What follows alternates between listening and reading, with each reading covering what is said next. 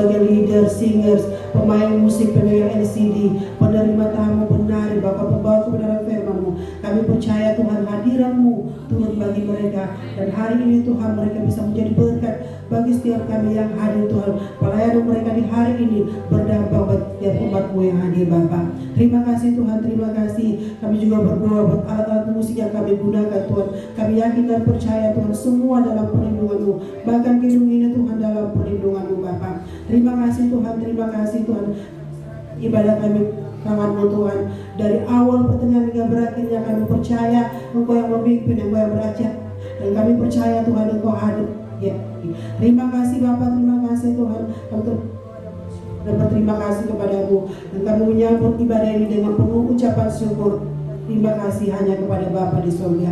Dalam nama Tuhan kami Yesus Kristus yang adalah Tuhan dan Juru Selamat kami tetap berdoa dan habiskan ibadah di pagi hari ini. Haleluya, haleluya, amin.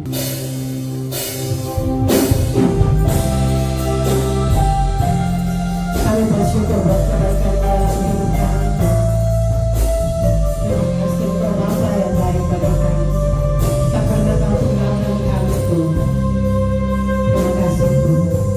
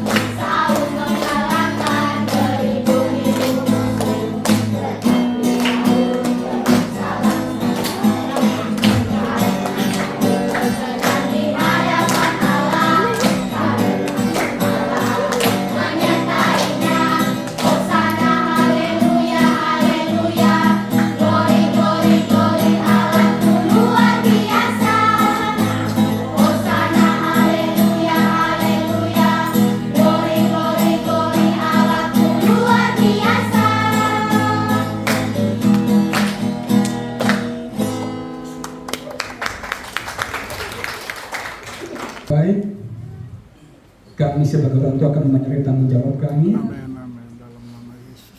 Di mana Engkau berjalan kami sebagai orang tua Dalam nama Yesus. untuk mendidik anak-anak kami Amin. supaya menjadi anak-anak yang takut Tuhan, Amin. menghormati orang tua dan punya masa depan yang indah penuh harapan. Amin. Dalam nama Yesus kami berdoa bagi mereka. Tuhan berkati mereka. Kesehatan yang sempurna Engkau karuniakan kepada mereka. Dalam nama Yesus, dalam pendidikan mereka Engkau berkati.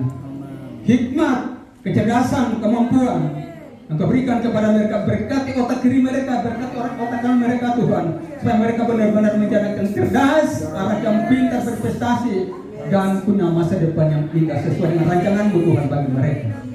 Kami pegang firman-Mu Tuhan bahwa rancangan-Mu adalah rancangan hingga penuh harapan dengan rancangan kecelakaan bagi anak-anak kita. Untuk itu kami pegang janji-Mu Tuhan, dan kami meyakini sungguh Tuhan bahwa Engkau tidak pernah meninggalkan mereka, sebab mereka adalah biji mata-Mu, mereka adalah harta kesayangan-Mu Tuhan yang selalu menyertai melindungi setiap detik dalam kehidupan mereka. Dimanapun mereka berada, Tuhan ada bersama-sama dengan mereka. Di sekolah, di rumah, sedang bermain, di mana saja Engkau tidak pernah meninggalkan mereka satu persatu. Terima kasih Tuhan, terima kasih Bapa. Sebagai hamba-hamba Tuhan, sebagai orang tua, kami mengangkat tangan kepada mereka. Kami berkati anak-anak dengan berkat Abraham, berkat Ishak, berkat Yakub, berkat kecerdasan, berkat tubuh panjang, dan berkat masa depan yang penuh harapan. Terima kasih Bapa. Terpuji-puji nama-Mu Tuhan dari kekalahan hingga akhir. Di dalam nama Tuhan kami Yesus Kristus, kami sudah bersyukur menyerahkan kehidupan anak-anak ini dalam tangan Tuhan. Haleluya, haleluya. Amin. Yesus, aku cinta padamu.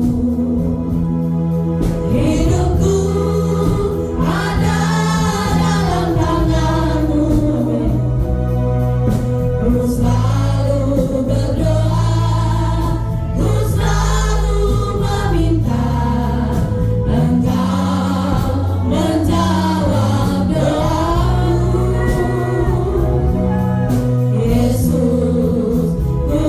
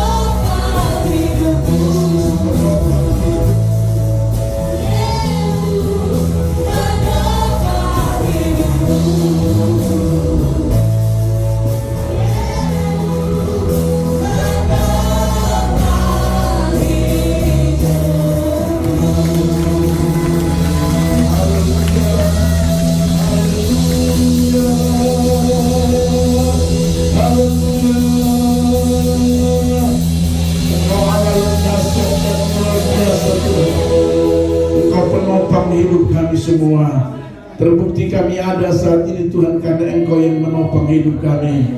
Kami tahu kekuatan kami hanya bergantung pada Tuhan saja.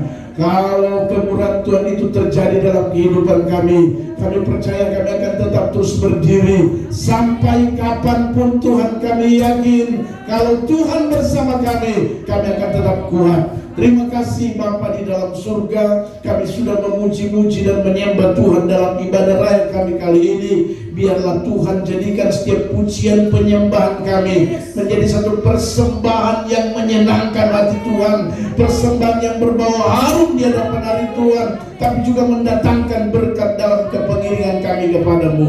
Terima kasih Tuhan Yesus, terima kasih. Dan Tuhan, saatnya kami akan mendengarkan lagi kebenaran firman-Mu.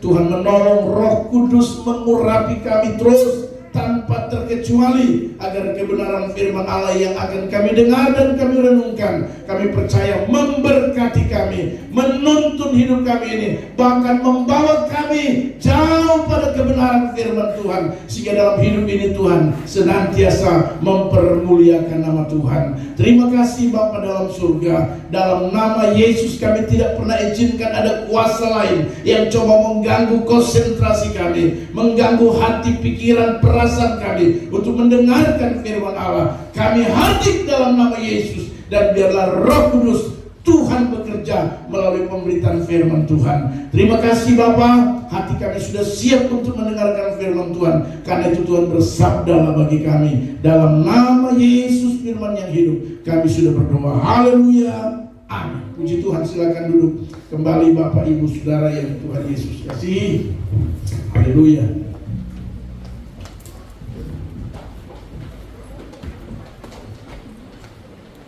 Kita bersyukur lagi kepada Tuhan, sebab Tuhan itu selalu baik dalam kehidupan saudara dan saya, kita semua ya. Bahkan Dia berkata selalu baru berkat Tuhan dalam hidup saudara dan saya. Amin. Haleluya. Setiap kali kita bangun pagi hari, maka berkat Tuhan tersedia, dan berkat Tuhan tersedia itu selalu baru. Haleluya. Tuhan tidak pernah menyediakan berkat ya yang tidak baru bagi saudara dan saya. Haleluya. Puji Tuhan. Baik Bapak Ibu Saudara yang Tuhan Yesus kasih, kita akan melihat kebenaran firman Tuhan. Minggu kemarin kita sudah belajar firman Tuhan ya, tentang bagaimana ya manusia ya itu harus bertobat ya. Itu merupakan kemauan Tuhan ya. Dari kebenaran firman Tuhan menjelaskan bagi kita pada minggu yang lalu bahwa satu kerinduan, bahkan kehendak Tuhan, bahkan kemauan Tuhan supaya setiap manusia ya bertobat. Suka tidak suka, mau tidak mau, karena ini menjadi kehendak Tuhan, kita harus lakukan saudara ya.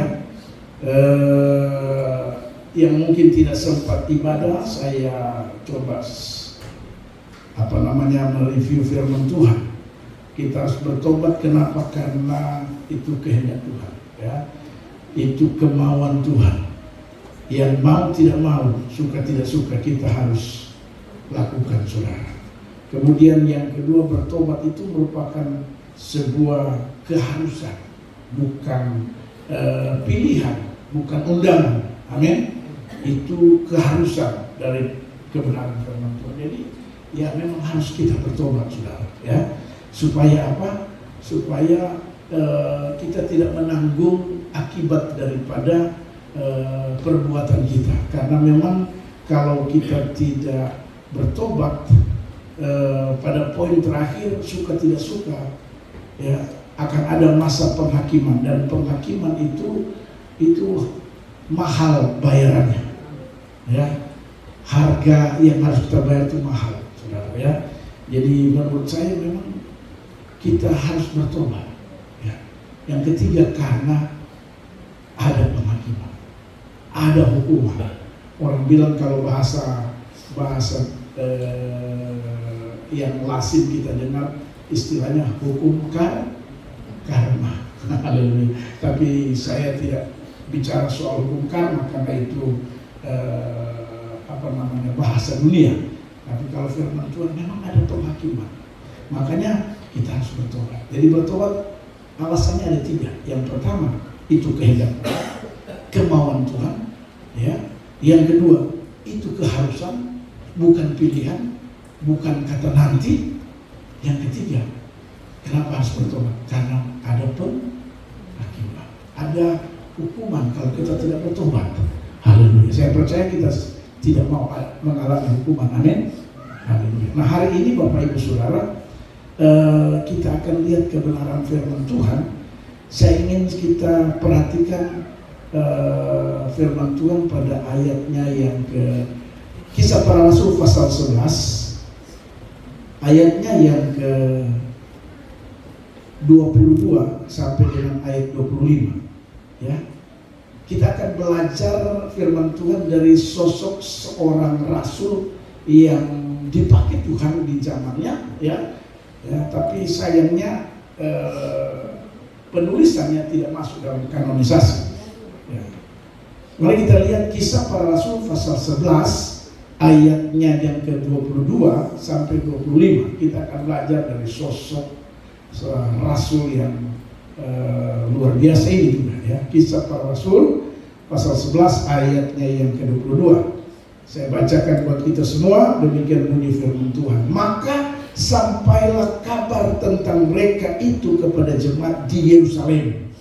Lalu jemaat itu mengutus Barnabas ke Antiokhia. Setelah Barnabas datang dan melihat kasih karunia Allah, bersukacitalah ia menasihati mereka supaya mereka semua tetap setia kepada Tuhan. Karena Barnabas adalah orang yang baik, penuh dengan Roh Kudus dan iman. Sejumlah orang dibawa kepada Tuhan. Lalu pergilah Barnabas ke Tarsus untuk mencari Saulus, dan setelah bertemu dengan dia, ia membawanya ke Antiokhia. Haleluya. Bapak Ibu Saudara yang Tuhan Yesus kasih, dari kebenaran firman Tuhan, dari Kisah Para Rasul yang kita baca, kita akan belajar sosok yang luar biasa, saudara, yang menjadi pengaruh di zaman itu, baik di Antiokhia dan di Yerusalem, yaitu seorang rasul yang namanya siapa? Barnabas, saudara. Ya. Jadi saya perhatikan dari kebenaran firman Tuhan bagaimana seorang Barnabas ini luar biasa. Dia dipakai Tuhan di zaman itu, ya. Tentunya dengan rasul-rasul yang lain, tetapi ada yang istimewa dari sosok yang namanya Barnabas ini. Perhatikan firman Tuhan berkata, ya, apa pada ayat yang ke-24, kalau saudara perhatikan, karena Barnabas adalah orang baik, penuh dengan Roh Kudus dan iman. Sejumlah orang dibawa kepada Tuhan. Haleluya. Jadi Bapak Ibu Saudara, dasar inilah yang ingin saya bagikan kepada kita dari kebenaran firman Tuhan pagi hari ini, ya. Bagaimana Barnabas menjadi orang yang berdampak di zaman itu. Dan Alkitab mencatat dia membawa banyak orang kepada Tuhan. Kita juga harus, panggilan dan tanggung jawab kita sebagai orang percaya, menurut saya ini tidak jauh beda dengan Barnabas, di mana kita dipanggil untuk membawa banyak jiwa kepada Tuhan. Haleluya. Keselamatan yang kita dapatkan, keselamatan yang kita peroleh, tanggung jawab kita sebagai orang percaya, sebagai anak Tuhan, sebagai orang Kristen, harusnya kita bisa membawa banyak orang kepada Tuhan. Haleluya. Nah, apa yang ada pada pribadi atau sosok daripada Barnabas sangat jelas sekali. Saya pikir ini tidak perlu lagi kita tafsir lebih dalam, menggunakan referensi. Tapi Alkitab dengan jelas berkata ada karakter yang luar biasa dalam pribadi Barnabas, sehingga dalam kehidupan Barnabas Alkitab memberi jaminan dan mencatat banyak orang yang dibawa kepada Tuhan. Haleluya. Jadi kita mau bawa orang kepada Tuhan. Amin. Amin, saudara. Keluarga kita dipanggil ini harus bawa orang. Ya. Tanggung jawab kita di gereja-gereja lain, mereka lagi rame-ramenya, ya, diajar kepada jemaat bagaimana jemaat itu harus membawa banyak jiwa kepada Tuhan. Dan ini salah satu rahasia, saudara, supaya kita bisa membawa jiwa kepada Tuhan. Perhatikan apa yang ada dalam pribadi Barnabas. Ya, Alkitab berkata ayat 24, karena Barnabas adalah orang baik. Haleluya. Rupanya kebaikan kita itu merupakan magnet untuk membawa banyak orang kepada Tuhan. Haleluya. Amin. Dan saya percaya kebaikan dari Barnabas ini tidak dipengaruhi oleh situasi, tidak dipengaruhi oleh kondisi. Kebaikan yang ada pada Barnabas itu tidak dipengaruhi oleh tanggal muda, ya, tidak dipengaruhi oleh tiba-tiba ada sesuatu, ya. Tapi saya belajar dari pribadi Barnabas. Memang Barnabas ini baik di Yerusalem, di Antioquia, dia terkenal orang baik. Dan kebaikan Barnabas inilah, saudara, salah satu yang membuat Alkitab berkata banyak orang yang dibawa kepada Tuhan. Haleluya. Tapi orang Kristen sekarang ini bertolak belakang. Kalau Barnabas karena dia baik, sehingga banyak orang dibawa kepada Tuhan. Orang Kristen sekarang lain, gara-gara dia orang lari dari Tuhan. Haleluya. Gara-gara dia kelakuan, gara-gara dia mulut, gara-gara banyak sekali alasan, saudara, ya. Bukan bawa orang kepada Tuhan, ya. Kadang-kadang gara-gara istri, suami malas masuk gereja. Gara-gara suami, istri malas masuk gereja. Nah, haleluya. Padahal tanggung jawab kita, atau sebagai respon kita atas keselamatan, atas kebaikan Tuhan, atas berkat-berkat dari Tuhan yang kita sudah peroleh, yang kita sudah alami dan kita rasakan. Harusnya Bapak Ibu Saudara, kita bisa membawa banyak orang kepada Tuhan. Dengan cara apa? Yang pertama saya perhatikan dari pribadi Barnabas, yaitu dikatakan firman Tuhan, Barnabas adalah orang baik. Jadi Bapak Ibu Saudara yang Tuhan Yesus kasih, mari kita mau berusaha jadi orang baik. Orang baik itu tidak pernah iri hati. Kalau saudara masih iri hati, itu tandanya Anda bukan orang baik. Melihat keberhasilan orang, melihat orang itu sukses, melihat orang itu dipakai Tuhan, melihat orang itu ada kelebihan, ya, harusnya kita mengucap syukur, Tuhan terima kasih. Ternyata orang ini Tuhan tolong dia, Tuhan berkati dia. Ya. Kita ini kadang-kadang lihat orang berhasil, makanya susah kita membawa orang sama Tuhan. Yang ada di hati ini tidak beres. Kita masih iri hati. Haleluya. Tapi saya percaya kita di sini tidak ada yang iri hati. Amin. Amin. Amin. Amin. Haleluya. baik itu. Jadi kalau bicara iri hati, sakit hati, tawar hati, apa lagi? Orang baik tidak ada itu. Iri hati, kemudian sakit hati, kemudian tawar hati, kemudian apa lagi? Setengah hati, apa lagi? Orang baik tidak ada itu. Saya yakin kenapa orang banyak bisa dibawa kepada Tuhan, kenapa bisa orang ikut Tuhan, cuman karena melihat Barnabas baik. Haleluya. Kalau kita hati sudah tidak beres, bagaimana orang mau ikut kita?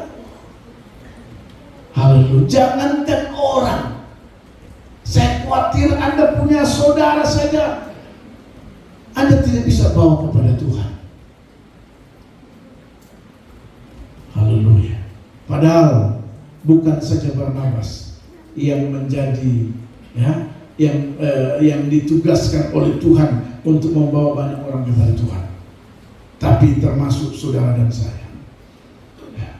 Jadi Bapak Ibu Saudara yang Tuhan Yesus kasih, saya ulangi lagi ini poin pertama ini, karena memang ini penting bagi kita sebagai orang percaya. Kita harus menjadi orang baik. Ya. Salah satu ciri orang baik itu tadi saya katakan, tidak iri hati, tidak tawar hati, tidak sakit hati, tidak apa lagi. Ya. Pokoknya bicara soal hati itu orang baik. Pasti seperti itu. Di samping ada yang lain lagi, karena memang semua itu berawal dari hati. Semua berawal dari, kalau hati sudah beres, saudara, ya, saya terlalu percaya kita akan menjadi orang yang baik. Tapi kalau hati ini tidak beres, jangan harap kita menjadi orang baik. Ya. Barnabas adalah pribadi yang baik, karena itu dia punya pengaruh, dia punya dampak. Jadi kita harus menjadi pribadi-pribadi yang berpengaruh, pribadi-pribadi yang berdampak, sehingga bisa membawa banyak orang kepada Tuhan. Haleluya. Amin, saudara. Jadi yang pertama, kita harus menjadi orang yang baik. Bilang kiri kanan saudara, jadilah orang yang baik. Ya, harus jadi orang yang baik. Karena baik, tadi saya katakan itu magnet. Orang bisa ikut Tuhan. Kalau kita sudah tidak baik, ya, bagaimana orang ikut kita? Haleluya. Bagaimana orang bisa mengikut kita kalau kita sudah jadi manusia tidak baik? Lihat orang itu lihat sinis dari kepala. Haleluya. Ketemu orang untuk lihat dia mulai dari sepatu sampai. Haleluya. Langsung mulai diolah di pikiran. Ini diambil di mana? Haleluya. Saya heran orang Kristen akhir zaman sekarang. Padahal belum kenal amat, tapi kalau lihat orang itu, haleluya. Setelah dia amati, dia mulai berpikir yang negatif.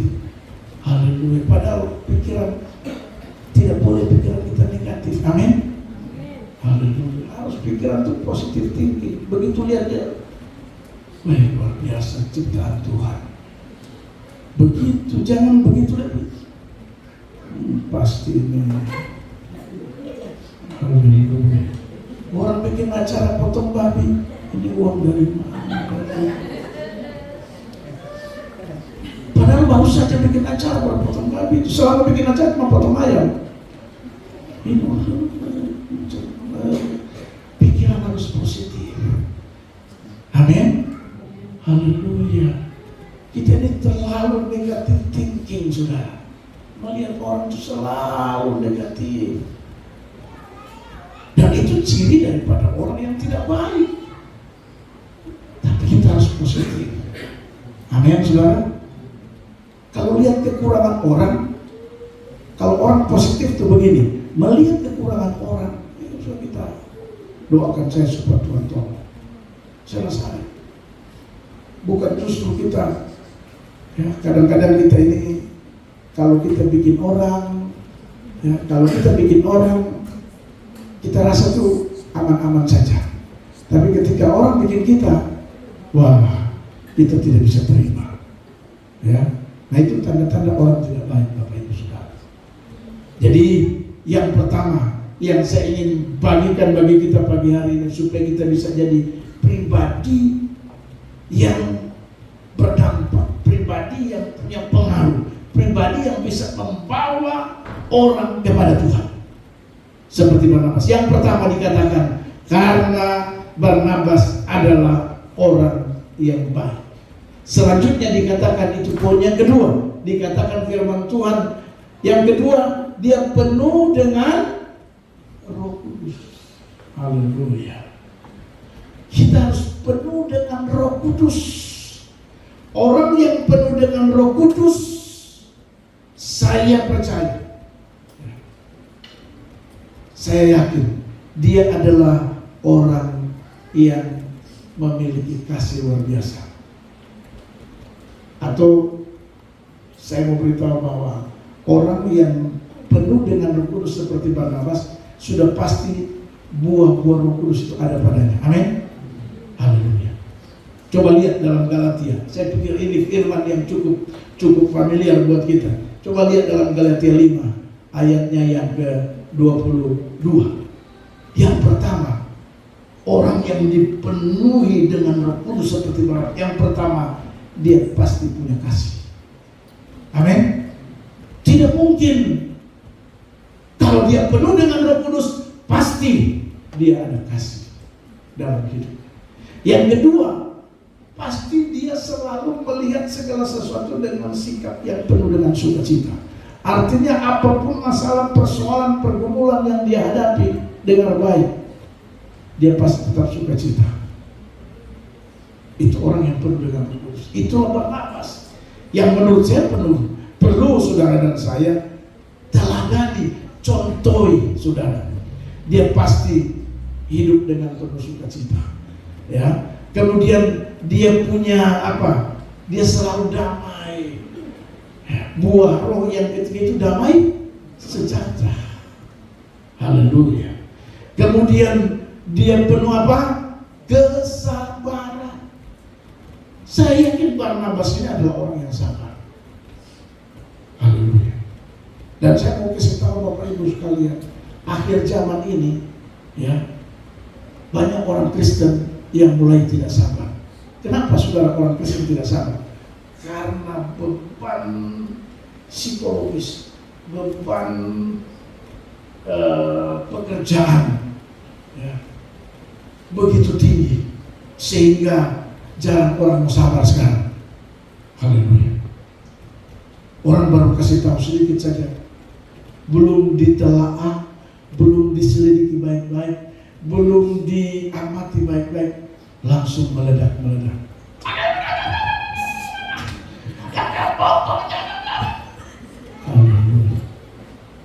Padahal belum tahu pasti. Haleluya. Baru asumsi. Asumsi itu belum bisa dikatakan itu kebenaran.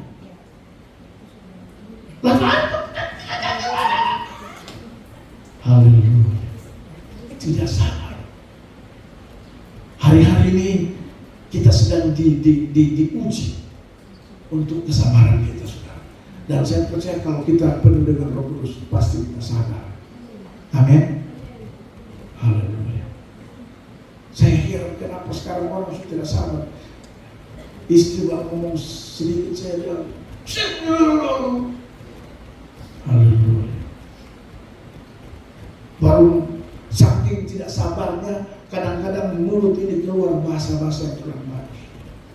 Ya. gara-gara ketidaksabar akhirnya kita mulut ini sudah tidak terkontrol sampai bahasa-bahasa yang kurang bagus sudah keluar. Haleluya. Saya mau, kita mau seperti Barnabas. Amin. Dia penuh dengan Roh Kudus. Orang penuh dengan Roh Kudus pasti ada kesabaran. Ya. Kalau dengar sesuatu, lihat sesuatu, khawatir sesuatu, mari kita jangan langsung meledak-meledak. Orang kita kami lahir di Papua. Iyo, saya tahu kau lahir di Papua. Saya tahu kau. Haleluya. Tapi saya ulang-ulang bilang, yang tidak bisa berubah itu cuma kita punya muka. Haleluya. Jadi indah pemuka ya itu sudah tidak bisa berubah. Dari dulu, sekarang, besok dan selamanya. Itu sudah mukanya indah. Tapi kalau marah-marah bisa berubah. Amin. Bisa. Jadi orang sabar itu bisa. Kenapa? Karena orang lain bisa. Haleluya. Kenapa kita tidak bisa? Kita bisa jadi sabar. Alkitab berkata, kalau kita penuh dengan Roh Kudus. Haleluya. Karena Barnabas penuh dengan Roh Kudus, makanya saudara, dia orang sabar. Apalagi yang ke-5, Alkitab berkata kalau orang penuh Roh Kudus dia ada kemurahan. Orang yang murah hati. Haleluya. Kita pasti murah hati. Ya. Kalau orang tidak penuh dengan Roh Kudus ya jangan heran ya. Dia tidak murah hati. Tapi kalau orang penuh dengan Roh Kudus, saya yakin Alkitab ini tidak akan salah. Alkitab ini ya dan amin. Tidak ada satu pun di Alkitab kita ini harus dikatakan tidak mungkin. Tidak. Karena itu saya terlalu percaya Barnabas karena dia penuh dengan Roh Kudus, saya yakin dia juga orang yang penuh dengan kemurahan. Haleluya. Mari kita juga harus seperti itu. Supaya orang bisa datang kepada Tuhan. Kita bisa membawa banyak orang kepada Tuhan. Haleluya. Dan itu buah saudara dan saya. Saudara bisa bawa orang kepada Tuhan, itu buah. Dengar saya memberitahu, itu buah. Jangan sampai kita jadi pohon ara yang tidak berbuah. Kemarin bapak-bapak pergi di Jericho, lihat pohon ara. Haleluya. Pohon ara yang kita foto itu tidak berbuah lagi. Saudara, kalau pohon tidak berbuah, saya mau tanya saudara sebagai pemilik senang dan kalau Anda punya pohon lalu tidak berbuah-buah 1 tahun 2 tahun tidak berbuah, paling Anda pikir daripada dia tidak buah, mengganggu, menyapu setiap hari karena daun itu, lebih baik potong saja, buang, bikin kayu bakar, masih lebih berguna kayu bakar. Haleluya. Begitu juga dengan Tuhan, kita harus berbuah. Makanya jadi orang Kristen harus berdampak dan punya pengaruh. Paling tidak kita ikuti ya sosok seorang yang bernama Barnabas ini, karena dia penuh dengan Roh Kudus. Dia memiliki apa yang disebut dengan kemurahan. Haleluya. Yang selanjutnya dikatakan apa? Sudah tidak usah heran dikatakan kebaikan. Kita bahas poin pertama. Memang Barnabas dikenal orang baik. Haleluya. Orang yang penuh dengan Roh Kudus pasti baik. Selanjutnya dikatakan setia. Haleluya. Orang yang penuh dengan Roh Kudus itu setia. Dia tidak gampang menjadi pengkhianat. Orang setia itu tidak mungkin jadi pengkhianat. Ya. Kenapa ada pengkhianatan? Itu karena ciri orang tidak setia, Bapak Ibu Saudara. Tapi kalau orang setia tidak mungkin. Jadi kita harus jadi orang yang setia. Setia itu diakibatkan karena kita penuh dengan Roh Kudus. Setia ini gampang diucapkan, tapi dipraktikkan itu agak susah. Hari-hari ini ya sulit kita dapatkan orang yang setia. Kalaupun Anda lihat dia setia, itu karena tanda petik. Haleluya. Kalau ada di antara saudara yang kira-kira mungkin dia orang dekat atau apakah ya, karena dia setia, itu karena kalau setia dari hati ucapan. Haleluya. Coba Anda shock terapi. Misalnya Anda marah atau Anda tidak ikuti maunya atau apa, belum tentu dia setia. Haleluya. Karena kesetiaan itu akan ketahuan ketika dia diperhadapkan dengan masalah. Kalau selama tidak ada masalah, wah, selama Anda servis dia. Coba lihat Yudas. Yudas itu bayangkan, karena Tuhan kasih dia apa? Jabatannya Yudas apa? Bendahara. Makanya dia setia, ikut Tuhan di mana? Karena bendahara. Setiap kali ibadah ada persembahan, dia pegang kantong molektar. Nah itu. Sampai di rumah itu 350.000, dibikin laporan 275. Itu Yudas. Setiap kali pertemuan kantong kolektor dia pegang. Sudah tahu selama dia bendahara, dia setia. Tapi begitu ada masalah, haleluya. Bayangkan, dia sudah korupsi, masih belum merasa cukup. Tahu dari mana Pak? Karena Yudas itu tidak merasa cukup. Iya, dia masih belum orang awal. Bagaimana? 30 keping perak. Oke, saya setuju. Tapi ini harus silent ya. Pokoknya kalau telepon tidak boleh pakai telepon. Kalau bisa, yang tidak bisa di sana. Jadi harus video call. Karena video call tidak bisa di sana. Nah, itulah Yudas. Jadi yang kejadian sekarang itu lagu lama. Sudah tertulis di firman Tuhan. Yang gaya-gaya begitu tuh gaya-gaya bukan katanya baru. Itu bukan, tidak ada yang baru. Amin. Itu gayanya Yudas. Yudas jadi pengkhianat karena keadaan. Haleluya. Jadi setia itu saudara akan teruji ketika kita itu ada masalah.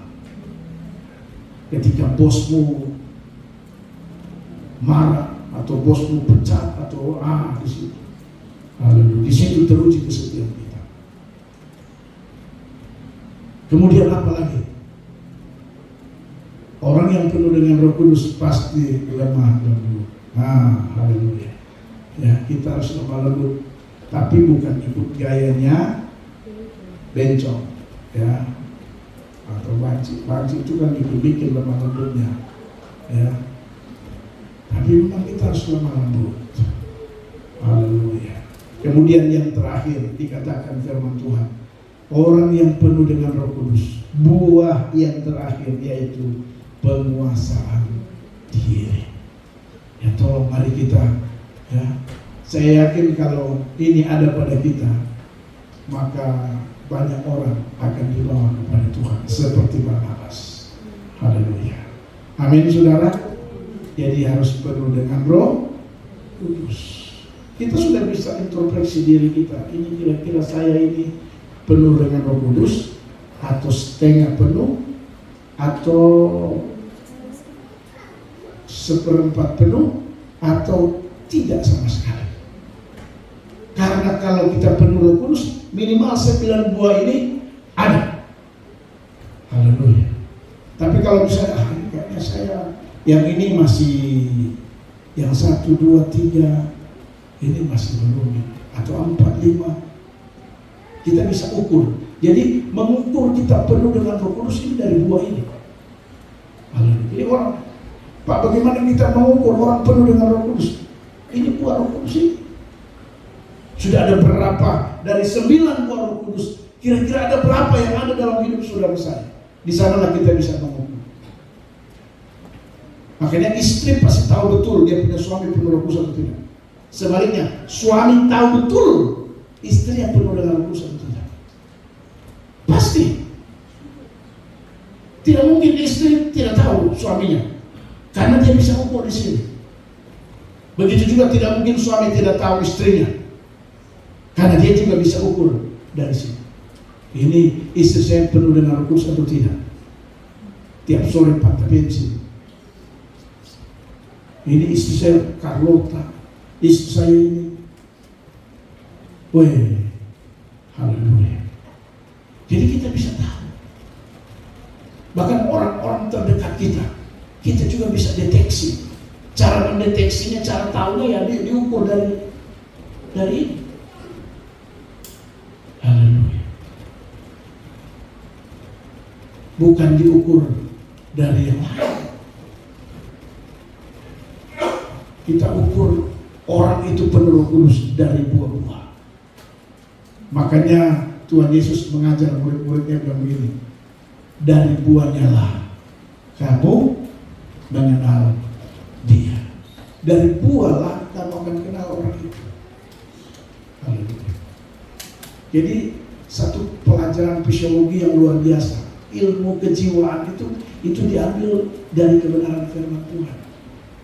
Dari buahnya lah kamu mengenal orangnya. Saya kenal pelaku itu dari buahnya lah. Haleluya. Anda kenal saya dari buahnya lah. Kita saling mengenal satu dengan yang lain itu dari buah kita. Buah apa? Ya itu yang dimaksud dengan buah-buah Roh Kudus yang ada pada kita, sehingga kita bisa tahu orang ini sungguh luar biasa. Begitu juga seorang rasul yang luar biasa, yaitu Barnabas. Kemudian yang ketiga, sosok rasul yang luar biasa yang bisa membawa banyak orang kepada Tuhan. Yang pertama, dia orang baik. Yang kedua, dia penuh dengan Roh Kudus. Dan yang ketiga yang luar biasanya, tidak kalah penting, dia orang yang punya iman. Imannya yang luar biasa. Barnabas adalah seorang sosok rasul yang perlu kita teladani. Kenapa? Karena dia betul-betul orang yang beriman.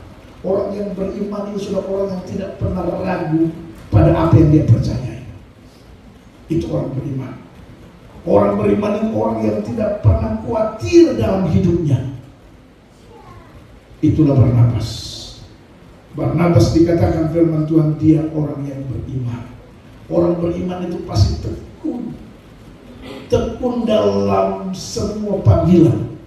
Tekun dalam pekerjaan, tekun dalam pelayanan. Orang beriman itu pasti orangnya punya komitmen yang tinggi dalam hidupnya. Bapak Ibu Saudara. Jadi Bapak Ibu yang Tuhan Yesus kasih, yang ketiga yang saya temukan dari sosok Barnabas, dia adalah orang yang beriman. Kita ingat dalam perjanjian lama, tokoh yang besar yaitu Abraham. Abraham disebut bapa segala orang percaya, segala orang beriman. Kenapa saudara? Karena imannya Abraham tidak pernah goyah.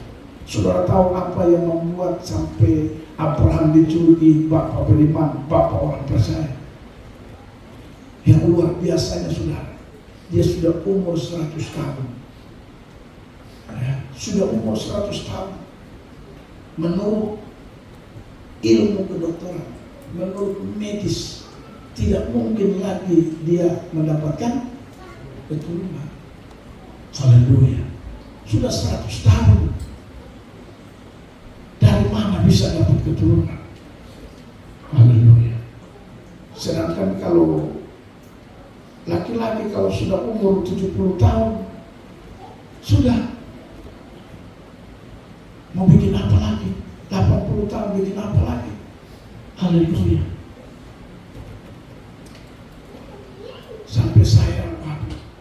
luar biasa imannya dari Abraham. Sudah 100 tahun tidak goyah imannya. Amin. Dia bilang tidak, saya percaya janji Allah bahwa saya pasti dapat keturunan di umur 100 tahun. Bayangkan, tidak goyah iman. Itu makanya jangan heran. Jadi kita untuk menguji iman kita itu ujilah ketika Anda mempercayai sesuatu yang mustahil. Begitu. Anda yakin percaya pada hal yang mustahil. Uji iman kita di sini seperti Abraham. Mustahil. Sudah. Dari sisi manapun, apalagi dari segi medis, itu udah 100 tahun punya anak lagi. Bagaimana Pak? Dan mungkin. Sudah. Haleluya. Tapi iman daripada Abraham, akhirnya dia punya anak. Dan itulah yang disebut alam menjuluki dia Bapa segala orang percaya, segala orang beriman. Jadi Bapak Ibu Saudara yang Tuhan Yesus kasih, hal yang ketiga ini penting. Orang akan beriman, orang akan jadi beriman melihat iman saudara dan saya. Haleluya. Orang akan menjadi memiliki keyakinan, kepercayaan diri, optimis yang tinggi, mempercayai sesuatu yang sebenarnya kebenaran firman Tuhan. Itu dilihat daripada iman saudara dan saya. Orang bisa beriman karena saya. Orang lain bisa beriman karena Anda. Makanya Alkitab berkata Barnabas karena imannya banyak orang dibawa kepada Tuhan. Haleluya. Jadi iman kita saudara bukan saja yang pertama baik, bukan saya penuh Roh Kudus, tapi yang ketiga itu iman Barnabas. Jangan sampai saudara jadi orang yang membuat orang lain jadi lemah. Nggak boleh. Haleluya. Ada orang cerita, wah saya ini mau berangkat ke Israel. Langsung waktu Pak Simon lapor sama Depo bos, saya mau berangkat ke Israel. Sudah tahu bosnya bilang apa? Simon, butuh uang banyak. Makanya nggak ada orang ikut dia. Model begini bukan orang beriman. Haleluya. Harusnya kalau bilang saya mau ke Israel, luar biasa, saya percaya kau bisa. Ini orang beriman. Amin. Haleluya. Saya mau buat usaha yang besar. Langsung orang modal tidak ada usaha. Kita tidak bisa. Bagaimana orang mau ikut Tuhan? Kita sudah pesimis duluan. Haleluya. Jadi kalau ada orang yang bilang begitu, Anda harus seperti Barnabas, orang beriman. Amin. Amin. Saya juga percaya Pak. Apa yang Bapak cita-citakan pasti terjadi. Itu. Haleluya. Bapak Rangan bilang sama Ongko tempoh hari, Ongko waktu di gereja lama, Ongko kami mau bangun gedung gereja dengan harga 6 miliar, 7 miliar. Ongko bilang sama Bapak Rangan, daun kapak. Siapa mau ikut orang model begini? Nggak akan bawa orang kepada Tuhan kalau ciri-ciri model begitu, saudara. Maka dia bilang, daun kapak.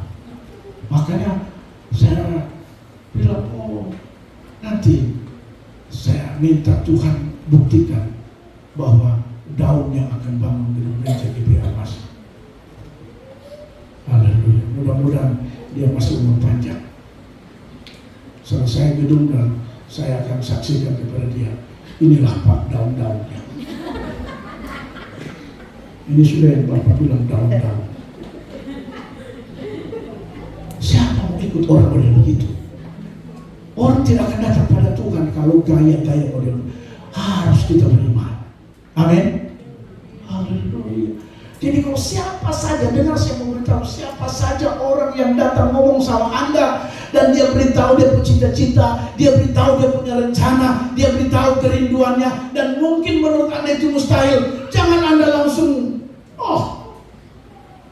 tidak boleh Anda. Puji Tuhan, saya percaya, bro pasti bisa. Masa orang dunia, kalau saudara belajar dari seorang motivator dunia, bukan pengkhotbah, itu selalu bilang, kamu bisa. Itu ciri-ciri kata-kata orang beriman, bukan dari bawah. Tidak bisa. Tak sekolah, tidak ada apa-apa, fasih tidak. Buka mulut cek mestinya. Dan bisa. Haleluya. Kita harus jadi orang beriman. Amin.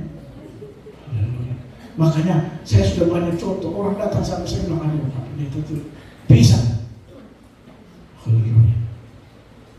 Karena mereka kan cuma lihat kalkulasi mereka, hitung-hitungan. Saya mau beritahu, iman itu tidak boleh pakai hitung-hitungan. Kalau Anda pakai hitung-hitungan itu bukan beriman. Iman tidak ada hitung-hitungan. Amin. Kalau kita masih pakai hitung-hitungan, itu tidak dikatakan iman. Abraham kalau mau hitung-hitungan, dia tidak lihat mujizat. Amin. Kita tidak boleh hitung-hitungan kalau mau beriman. Amin, saudara. Dan dengan iman saudara dan saya yang besar itulah, Alkitab berkata seperti mana, banyak orang dibawa kepada Tuhan. Akhirnya orang percaya, betul, terbukti, mustahil tapi jadi sama dia. Kalau begitu, saya akan ikut Tuhan juga. Haleluya. Jadi kita tidak boleh jadi orang yang kurang beriman. Amin. Sekali lagi, beriman itu adalah sesuatu yang mustahil, tapi itu bisa terjadi dalam hidup saudara saya. Terlalu banyak contoh firman Tuhan. Ya.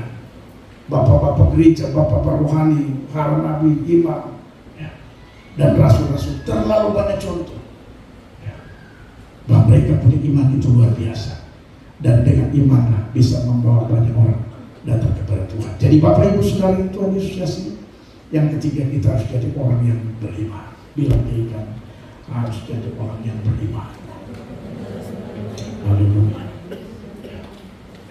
Jadi jangan sampai Anda jadi orang yang melemahkan.